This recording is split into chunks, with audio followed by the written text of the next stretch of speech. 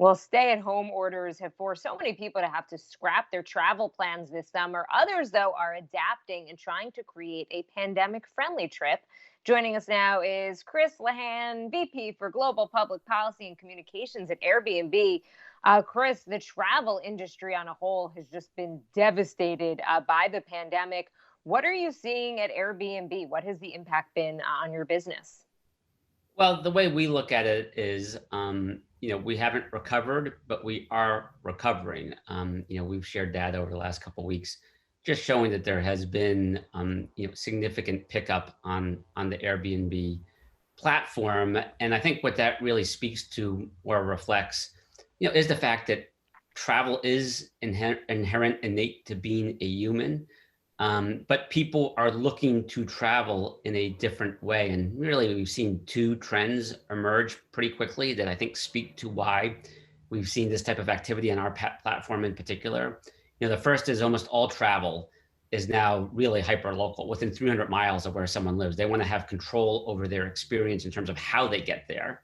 And then they want control of their experience when they get there, when it comes to their accommodation. And so people are looking for whole homes. There's not common spaces. They typically get multiple bedrooms.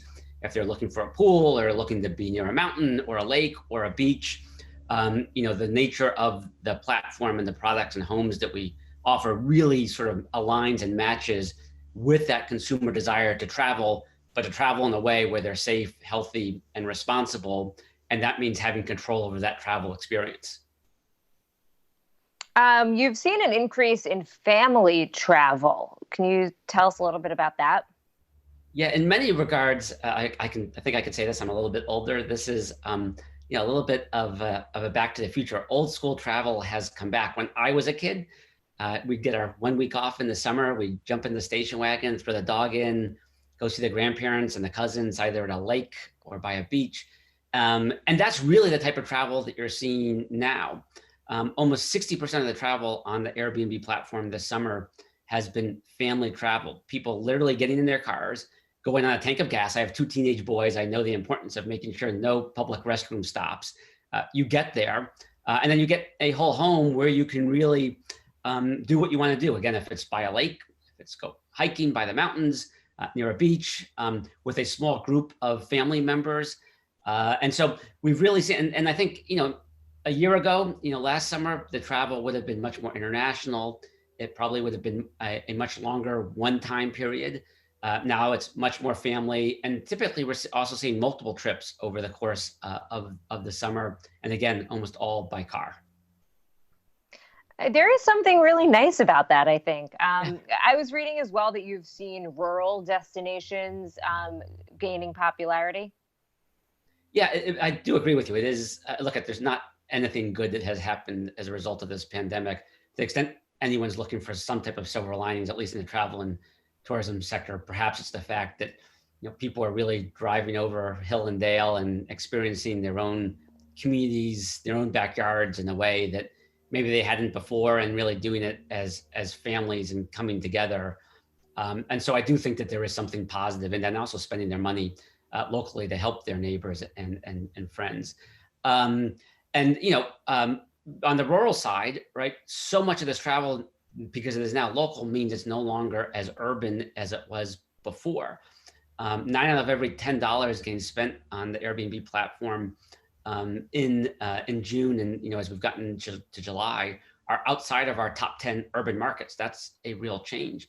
In June alone, $200 million went to Airbnb hosts in rural communities. There are 170,000 hosts who made more than $1,000 each individually in June. So another potential positive aspect of all this, and again, nothing's good really you can say about COVID, but there has been an element of democratizing the benefits of travel, as you've seen people travel into these rural areas, spend their money, benefiting hosts, benefiting local communities.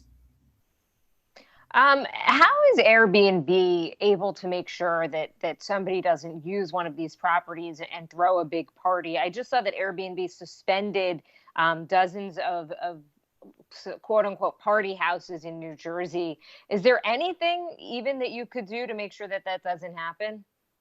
Yeah, look, we're in a time period, and I think this applies not only to us, but really everyone in the world, right? We're learning in real time and then trying to take those learnings and apply them.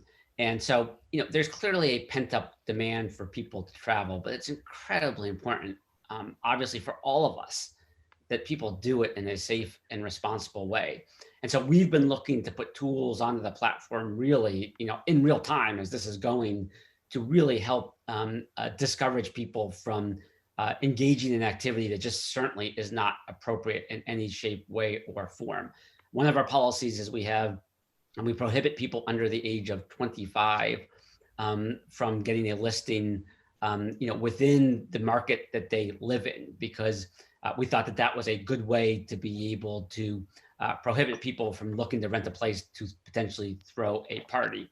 In New Jersey, in Arizona, even earlier in Los Angeles, we have worked to identify places that may be being used, or I should say misused, as party houses, and then proactively and affirmatively looking to just remove those from the platform altogether so that people certainly can't use them for those purposes. We've also reached out to local governments and want to work with local governments because they often have insights and perspectives, on the types of places that we should be addressing. Ultimately, the way the Airbnb platform works is hosts and guests rate each other. There tends to be an alignment in terms of making sure that a host treats a guest like they're an extended member of their family, but that guest has a responsibility to act responsibly. And we really have a zero tolerance when it comes to people misbehaving, and we'll just take them off the platform and ban them for life if they have done something that is irresponsible and not safe for their host and really for the entire community that they're visiting. Airbnb pre-pandemic, it was one of these companies that we were watching so closely for an IPO. How has this pandemic changed any IPO plans? Well, look, with regards to an IPO, there's a time for all seasons, and that time will come when it's appropriate. I think for us, right, just from a more broader perspective as a community-based platform, I think for us it has been a really specific reminder that we really need to focus on what we do best, and when we do it at our best, oftentimes better than really anyone else. And when I say us, this really speaks to our community of hosts, and that is providing an experience where someone can come to a particular community, spend a couple days, maybe a week, and feel like they belong, that they've had a connection with that particular area. And I think for us going through the pandemic, a real reminder that we need to stay focused on what we do best. Everything else will take care of itself if we do it.